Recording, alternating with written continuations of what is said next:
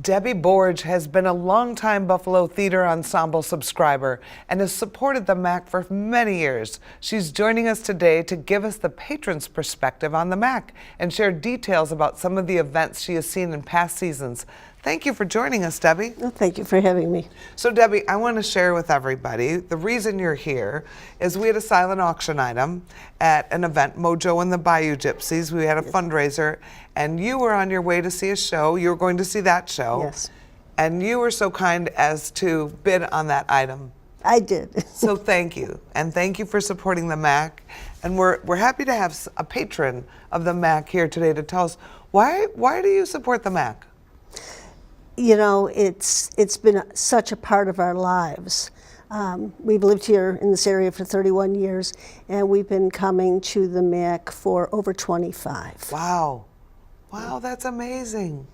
And how long have you been I know you're a big BTE fan. How long have you been a subscriber? I think it might be 27 years. Wow. Yeah, that was the first thing that we did with the MAC. Do you remember the show you saw? I do. I do. It was House of Blue Leaves, and Kurt Nabig, who is still here, was a cast member.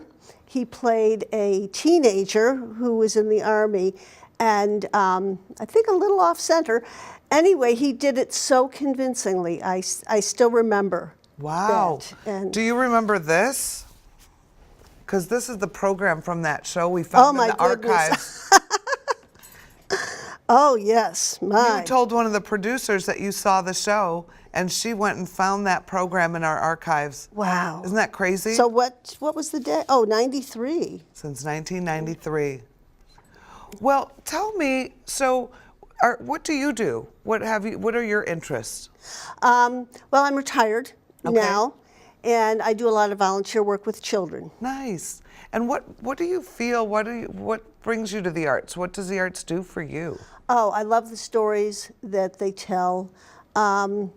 Sometimes it just takes you away from the everyday. It does. Gives you a lot to think about. And there's such a wide selection of things here. So I've brought my grandchildren to things, come with friends. You know, it's interesting because you can watch now anything you want almost on TV at home or on demand. But to me, there's nothing like sitting in a theater with other people in your community, or you meet somebody new while you sit down and you chit-chat. There's just something about it to me that kind of feeds my soul. Oh, definitely, definitely. I can't tell you the last time I saw a movie in a theater, but to have the opportunity to experience live theater is just so special. And we're lucky that we have all of this in our community. You know, we have BTE, we have the student shows, we have movies, we have films from London that you can see broadcast here. And I think as a community, I think I'm so lucky to get to do what I do for our community, and with a community that embraces it. Yes. You know? And I think it offers our community more, it makes it more livable and more definitely, fun. Definitely. You know? And there's such a diverse choice of things. Lectures and, like you said, film and play and children's productions. And what else what other things do you frequent at the MAC besides BTE? We've been to a number of shows in the main theater. I'm not sure between the remodel, but we enjoyed Robert Cray. We were here for the opening. Oh, nice. When they opened the main theater. And you come to some of the summer shows, I think, as well, yes. right? Our outside lakeside shows? Yes, we did. Not last summer, but the summer before. I was here with my brother and his wife, and my sister and her husband, and my husband, and we saw Buckwheat Zydeco. Oh, and our jazz series. That's outside. what led us to see Mr. Mojo. Oh, nice. See how one thing leads to it keeps opening a door, right? You see one artist and you're like, well, now I think I might be interested in that. It is interesting how it expands your taste. Oh, definitely. You know, when I first started, I wasn't a big classical music person. And then I saw New Phil, and I'm like, oh, well, that's fun. That's good. I know those tunes. And then you get a little more brave and you go to a more, that was a pop show that I saw. And then you start to appreciate. It's interesting, isn't it? Yes. Saw Los Lobos here with Ballet Folklorico. Yes, yes. And that would not have put the two together, but it was wonderful. It wasn't that wild how those two forms met, Yes. and then it made total sense when you saw them all together. Yeah. It's really interesting.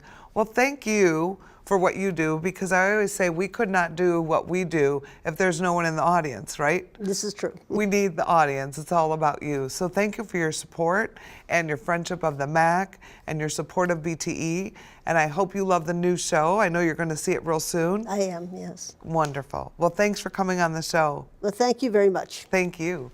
If you're interested in becoming a subscriber and supporting the MAC like Debbie, please visit atthemac.org for more information. The new Philharmonic Orchestra is back on April 7th and 8th with pianist Wael Farouk. Don't miss this one-of-a-kind opportunity to see all 5 of Beethoven's piano concertos performed in one sitting. Come see students from the college dance program in their spring showcase on Friday, April 20th. Original student choreography, solo dances, and classwork will be featured. The annual Juried Student Art Exhibit will be on display in the Cleve Carney Art Gallery from April 19th through May 19th. The show will highlight the range of media being taught in the fine arts programs at the College of DuPage. For tickets or more information, visit atthemac.org.